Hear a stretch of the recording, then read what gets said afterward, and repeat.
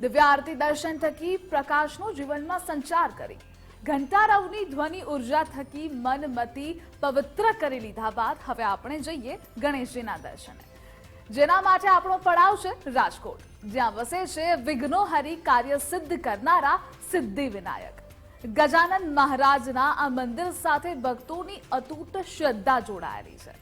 ચાલો ત્યારે જાણીએ આ ધામનો મહિમા।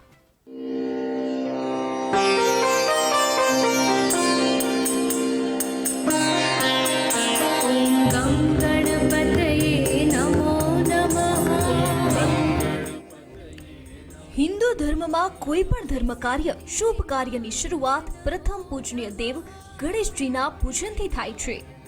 सौराष्ट्र भर में मंदिरना गर्भगृह में प्रधान देवता तरीके गजानन गणेश भगवान रिद्धि सिद्धि साथे विराजमान होय तेवा एकल दोकल पैकीनुं मंदिर राजकोट में आवेलुं छे, ज्यां लगभग दररोज गणेशोत्सव जेवुं ज वातावरण जोवा मळे छे। राजकोट में मवड़ी मेन रोड पर मालविया नगर पोलीस स्टेशन की सामे ज विघ्नहर्ता देवनु श्री सिद्धि विनायक गणेश मंदिर आवेलू छे। वर्ष 1984 में 11 जेटला कारखानेदार मित्रों ग्रुप ने मंदिर निर्माण विचार आव्यो। आ ग्रुप में श्री राम सुरवे, रमेश भाई कालते, बन भाई चौहान जेवा महाराष्ट्रियन वडीलनी लागणीओने मूर्तिमंत करी अमरसिंहजी राठोड, नरेन्द्र सिंह गोहिल सहितना मळीने मंगल मूर्ति देवनी मंदिर में स्थापना करी अने नाम आप्युं श्री सिद्धि विनायक गणेश मंदिर। वर्ष 1987 में मंदिर में रिद्धि सिद्धि बंने बाजुथी चामर ढोरता होय अने वच्चे गणपति महाराज बिराजमान होय। मूर्ति राजस्थान थी लावी तेनी प्राण प्रतिष्ठा करवामां आवी हती।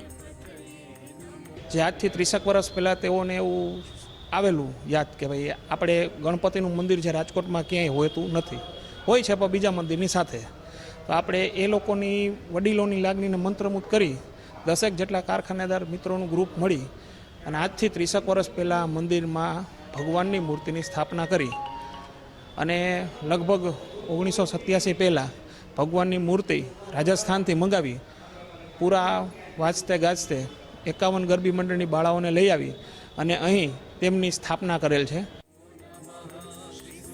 દરેક મંદિરો ધર્મ સંસ્થાનો હેતુ ધર્મ ક્રિયા સાથે માનવ સેવાનો હોય છે।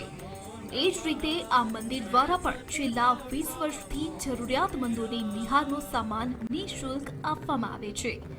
સંત શુરા સાથે સદાવ્રતની ભૂમિ તરીકે સૌરાષ્ટ્રને સાર્થક કરતા 18 વર્ષથી દરરોજ સાંજે 6 વાગે કઢી ખીચડીનું સદાવ્રત ચલાવવામાં આવે છે।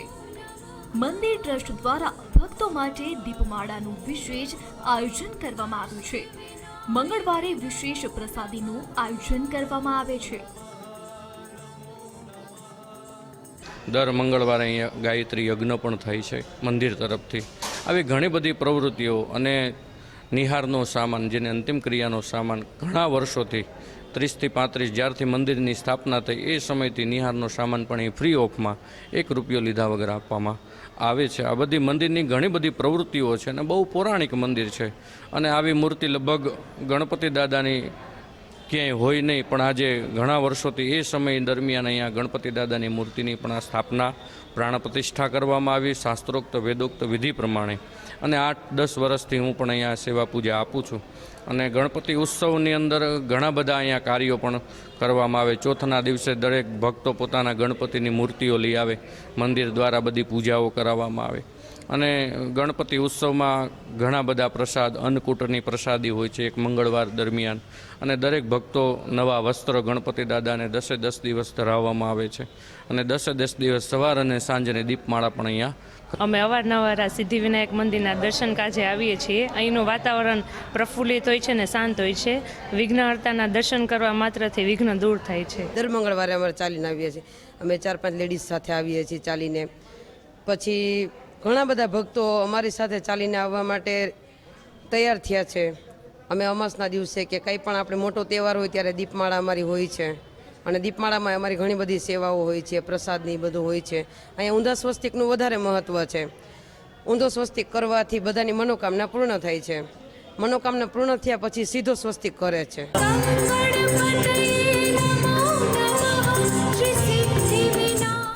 વિઘ્નહર્તા રહેલા દેવ ગજાનન મહારાજ પર ભક્તોની અતૂટ શ્રદ્ધા છે.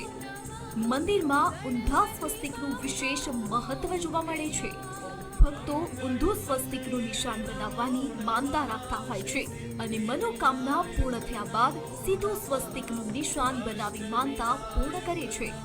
શ્રી સિદ્ધિવિનાયક ગણેશ મંદિરમાં મોટી સંખ્યામાં ભક્તો આવે છે અને ગણેશજીના દર્શન કરી ધન્યતા અનુભવે છે.